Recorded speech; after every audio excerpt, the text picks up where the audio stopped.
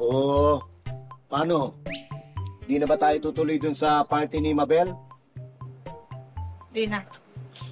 Nag-text na ako na ulo ko masakit. Sakit. Kuha kitang gamot. Hindi. Hindi. Walang gamot. Bakit? Walang gamot dito, hindi na to gagaling. Kasi ang dahilan ng sakit ko ulo, ikaw!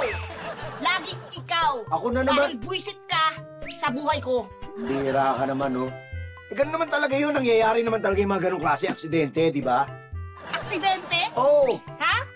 Mababangga ba natin yung kotse nakahinto sa harap natin? Nakahinto? Kung nakatingin ka sa daan? Ba? Ha? Nakatingin naman ako sa daan, ah. Nakatingin ka sa daan? Oo. O sa dumadaan? Dumadaan. Malaki pagkakaiba nun, ha? Para alam mo, ha? Ang dumadaan. Yung babaeng tumatawid? Oo. Di ba? Tinitignan mo? Ano? Ha? Kasi dilipad yung palda, kita yung panty. Di ba? Di ba? Alin? Yung pula? Hindi! Wala akong nakita! Wala akong nakita! Ano? Takin ko kaya yung mukha mo. Hindi, wala naman ako. Hoy, Lord, help me. Ganyan ka eh. Ganyan ka. Anong ganyan? Naa-aksidente ka lagi. Example, yung sa mall. Oo. Yung sa mall. Anong Galing mall? dito.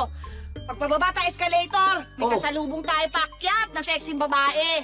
Ha? Umiikot yung ulo mo pa ganyan, parang kaul ka eh, oh. Tapos natatalisod ka? Hindi, ah. Diba, naalala mo yon? Hindi. Ilang beses nangyari yun, huwag ka magsinungaling. Tapos meron ka.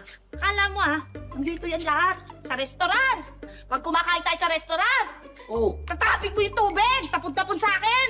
Dahil tinitignan mo yung cute sa kabilang table, di ba? Ano ako? Hindi ko maalala yan. Baka yung kuya mo yun. Isang dang kalukapal ng mukha mo, pati kuya ko dinamay mo. Ha? Ang sabihin mo na aaksidente ka lagi kapag may nakikita ka mabaeng type mo. Ay, grabe. Yun! Grabe ka. Yun. Hindi ba pwedeng ano lang ako? Accident prone?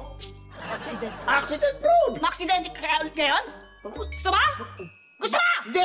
Matalsik ako ng kutsilyo dyan? Ano ka ba? Ha? Ano ka ba? Ganyan ka. Ganyan ka. Kanina, meron pa. Ano? Hindi ko makalimutan. Oo. Yung sexy driver. Ang Ang nabangga mo. Oo. Pagbaba, ang kinis ng legs. Oo. Ha? Ang puti. Nataranta ka, lumuwa yung mata mo. Nasagi mo yung side mirror natin. Bali! Di ba? Patong-patong yung problema. Yung side mirror na yun, matagal na sira. Ikaw! Ikaw ang matagal nagsira!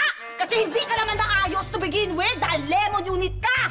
At kailangan ko lang tagapin na hindi ka na maayos kahit kailan! Hoy, Wala nang pag-asa! sumusobra ka na, ha? Ako, pagod na, ha? Magpapahinga na ako! Yan! Saka na! Sige! Magpahinga kang guilty ka! Pag wala nang masabi ka sinungalingan, magpapahinga na ako! Pagod na ako! Nakakahiya naman sa'yo! Yung cellphone ko. Bakit? Ano yung nasa bibig mo, ha? Anong bibig? Ba't may lipstick ka sa bibig? Lipstick! Ay, good evening po, ma'am. Anong ginagawa mo dito kwarto namin, Iday, ha? Ma'am, Hoy, naglilinis lang po. Naglilinis yan. Aksidente, nabangga ako. Aksidente mo ka. Ma'am, relax ka lang, ma'am. Aksidente po talaga yun, ma'am. Aksidente nga eh. Ma'am, aksidente po nga po, sir. Ay, ma'am! Ay, sir na lang, ma'am! Ay, sir! Sir! Ano ka ba? Sir, tulungan mo ako! Hoy, sandali, baka ma-aksidente uli ako. Ano kayo dalawa sa labas? Baka ma-aksidente uli ako. Ano ba? Narito na, nakakarinig Tagbabaga News ngayon o NNNNN. Kamakailan lamang ay sandamakmak na party list ang mga nag-file ng kanilang COC at isa riyan ay ang feeling marginalized sector ng mga taong nagiging sanhi ng paghihiwalay ng mga magjojowa. Ang kanilang grupo ay gusto nilang tawaging third party list. At yan po ang latest dito sa NNNNN. Makasalit.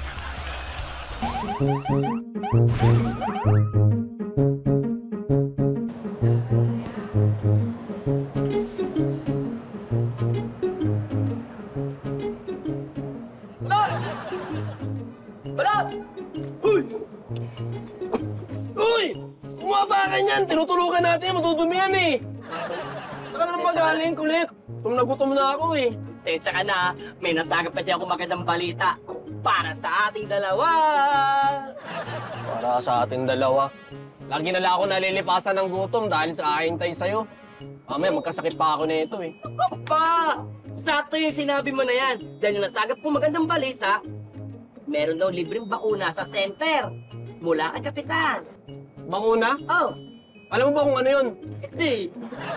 Natutuwa lang ako pag narinig ko yung libre. Pagkakaintindi ko sa bakuna, germs daw yun na tinuturok sa katawan ng tao.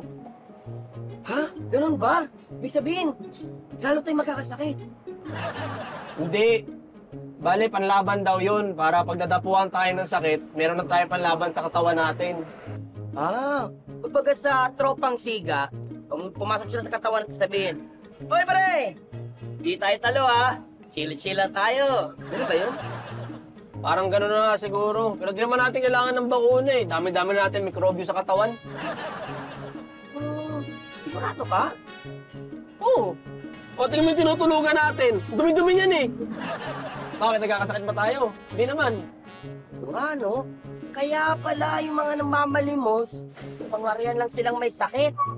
Tapos nakita ko sila nung gabi, ay sigla, nagbe-breakdance pa sa kalye. O, ito. Yung mga pagpag na to, halo-halo na to. Saan na natin kinuha to ha? O, di ba madumi yan ha? Di ba madumi yan? Uy, grabe ka naman sa pagkain. Oo nga, no? Alam mo, mas maganda pa, huwag na natin kainin yan. Antayin natin mapanis pa. Bakit? Para mas dumami pa ang mikrobyo, para mas lumakas pa tayo. Mukha talaga kalokohan. Kulit, lagyan na, kumain na tayo. Ina? Kumain na tayo.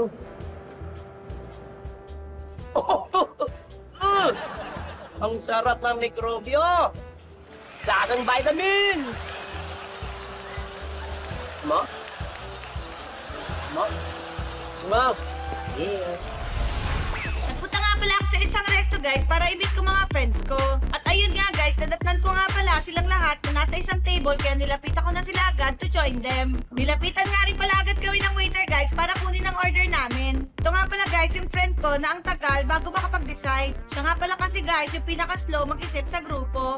Ito nga naman pala guys yung friend ko na di naman makapag-decide kung anong gusto. Siya naman nga pala guys yung pabago-bago ng isip sa grupo. Ito naman nga pala guys yung friend ko na walang sariling desisyon at ipinauubaya na lang sa mga kasama ang lahat. Siya naman nga pala guys yung di nag-iisip sa grupo. Ito naman nga pala guys yung friend ko na laging lutang at tulala.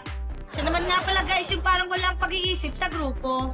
So ayun nga guys, na-meet nyo na nga pala guys yung mga friends ko guys. I'm sure nga pala guys na meron din nga pala kayong friends na kagaya din nila guys. May slow nga pala mag-isip, may pabago-bago ng isip, may di nag-iisip, at may parang wala nga pala sa pag-iisip. Alam ko nga pala guys na matatraffic ako kaya nagpauna na nga pala ako ng order online guys. Para pagdating ko nga pala guys, ready na nga pala ang food at kakain na lang pala ako. Nagdala nga rin pala ako guys ng mga sugot na pambalot dahil magsasharon nga pala ako guys ng mga matitirang pagkain.